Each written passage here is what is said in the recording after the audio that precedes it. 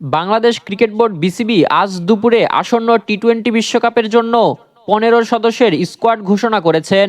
দলের অধিনায়ক হিসেবে দায়িত্ব পেয়েছেন লিটন কুমার দাস, আর সহ অধিনায়ক হিসেবে থাকবেন সাইফ হাসান।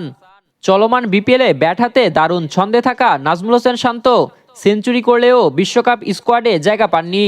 উইকেটরক্ষক ব্যাটার জাকের আলী অনিককেও রাখা হয়নি এই স্কোয়াডে। পেসার রিপন মণ্ডল সম্প্রতি ভালো পারফরমেন্স করার পরও সুযোগ পাননি দলে।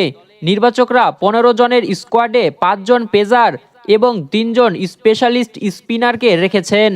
বিসিবির ঘোষিত স্কোয়াডে উইকেটরক্ষক ব্যাটার জাকের আলীর পরিবর্তে উইকেটের পেছনে লিটনের সঙ্গী হিসেবে রাখা হয়েছে নুরুল হাসান সোহানকে।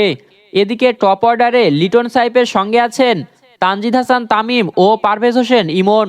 মিডিল অর্ডারে ভরসা হিসেবে থাকছেন তাওহিদ হৃদয় ও শামীম হোসেন পাটোয়ারি। পেজ আক্রমণে রয়েছে চেনা মুখ, মূল পেজার রয়েছেন ৪ জন। তারা হলেন মুস্তাফিজুর রহমান, তাসকিন আহমেদ, শরীফুল ইসলাম ও তানজিম হাসান সাকিব। অলরাউন্ডার মোহাম্মদ সাইফুদ্দিনও জায়গা ধরে রেখেছেন।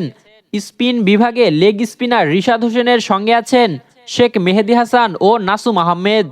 এদিকে বাংলাদেশের বিশ্বকাপ যাত্রা শুরু হবে ৭ই ফেব্রুয়ারি কলকাতার ইডেন গার্ডেনে ওয়েস্ট ইন্ডিজের বিপক্ষে ম্যাচ দিয়ে। একই ভেন্যুতে লিটন দাসের দল খেলবে ইতালি ও ইংল্যান্ডের বিপক্ষে।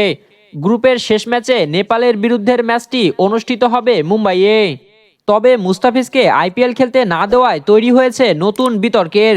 বাংলাদেশের ক্রিকেট সমর্থকরা ভারতের মাটিতে বিশ্বকাপ খেলতে চায় না। তাদের দাবি বাংলাদেশের ম্যাচগুলো শ্রীলঙ্কায় স্থানান্তর করার। এছাড়াও ভারতের আইপিএল ও টিভি চ্যানেলগুলো বয়কটের ডাক দিয়েছেন সমর্থকরা।